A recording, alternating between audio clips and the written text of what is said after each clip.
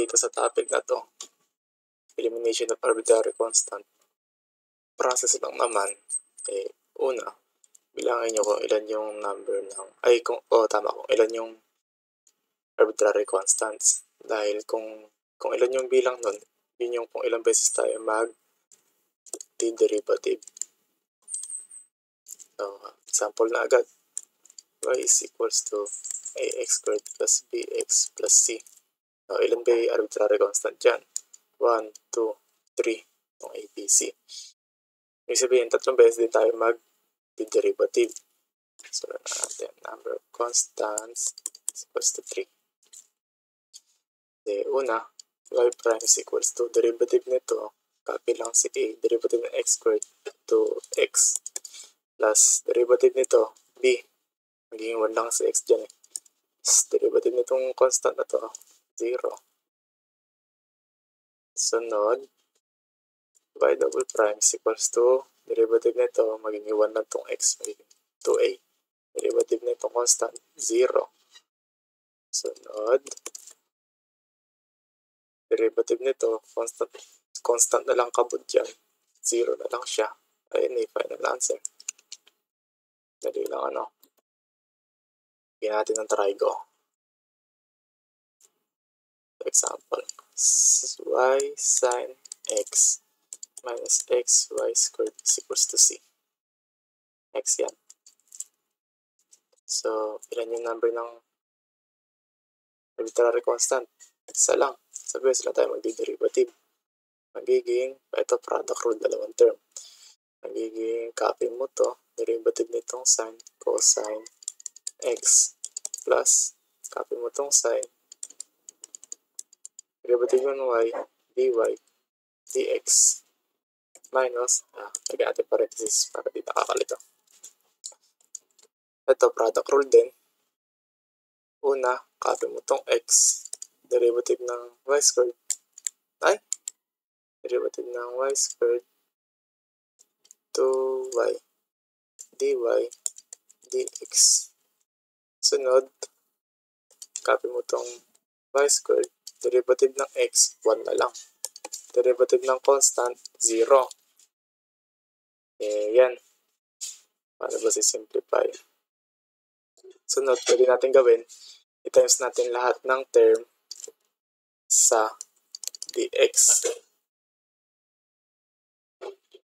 Para i-distribute yung magiging y cosine x dx plus sin x dy dx multiplied by dx, magiging dy na lang. Kakancel itong dx.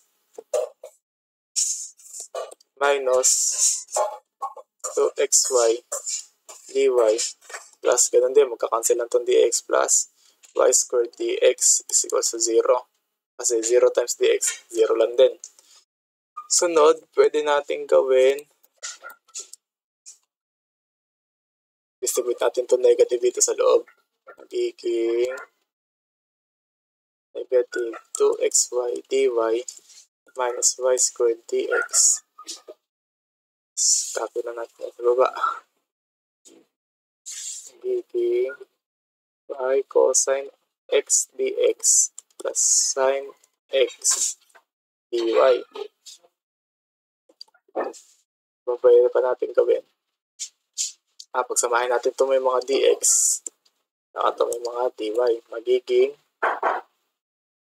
y cosine x dx minus y squared dx plus sin x dy minus 2xy dy equals to 0. Pwede pa ba masimplify? Pwede pa. Factor natin itong dx. Factor natin itong mga dy. Magiging y cosine x minus y squared. Tapos nga ay, dy. Katang. Dx plus sin x minus 2xy dy is equal to 0.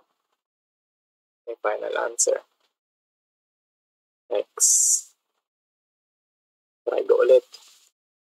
X is equals to a sin omega t plus b. Ilan yung number ng arbitrary constant? 1, 2. Sabihin, dalawang beses tayo mag-derivative. So, x prime is equals to, copy mo lang itong constant, derivative ng sign, cosine, copy mo lang itong nasa loob. Tapos, derivative na ito nasa loob, derivative na itong constant, 0. Derivative ng omega t, magiging 1 yung t, matitira, omega. Sunod, double prime, copy mo lang ulit, derivative ng cosine, negative sign. Copy mo lang ulit yung nasa loob. Tapos, derivative na nasa loob, omega lang ulit, magiging omega squared. Tapos, pansin nyo, etong term na to, same dito sa unang equation. Pwede natin gawin, substitute natin itong term na to sa x. Parang magiging, copy lang natin itong negative tsaka yung w squared. Magiging negative w squared times x dahil itong term na to, ayun yun, no? So, paano ba? Pwede natin ilipat sa kabila. Magiging x double prime plus w squared x is equals to 0. Tapos, may final answer. Next, try go ulit. Para masarap. C sub 1 cosine wt plus C sub 2 sine wt. Ilan yung arbitrary constant? Sa dalawa. Dalawang beses din mag-derivative. So, una, x prime is equals to, copy mo lang ito constant, derivative ng cosine, negative sign, copy mo lang ito nasa loob, derivative na nasa loob, yung t magiging 1, matitira, omega. Plus c sub 2, derivative ng sine, cosine, copy mo lang ito nasa loob, derivative na nasa loob, omega. Pangalawang derivative. Copy mo lang ulit ito, derivative ng sine, cosine, omega t.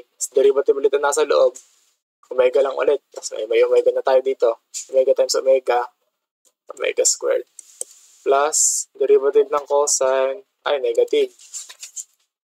Negative, c sub 2 sine, omega t. Derivative lang nasa loob, same lang dito. Magiging dalawa ulit yung omega. Tapos, natin na yung number equation. Ito. Tignan nyo itong term na to. Tapos, term na to. Magkaparehas. Ang magkaiba lang, negative to.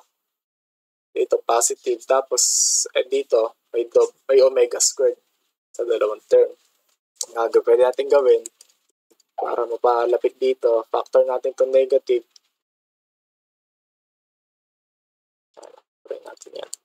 Factor natin negative, pupunta yan sa labas. Tapos, itong w squared, pupunta rin sa labas. Cancel na yan. Ito magiging positive. Ito makaka-cancel. Lalabas na yan. So, pansin nyo, itong term na to, naging kamukha ng term na to sa x.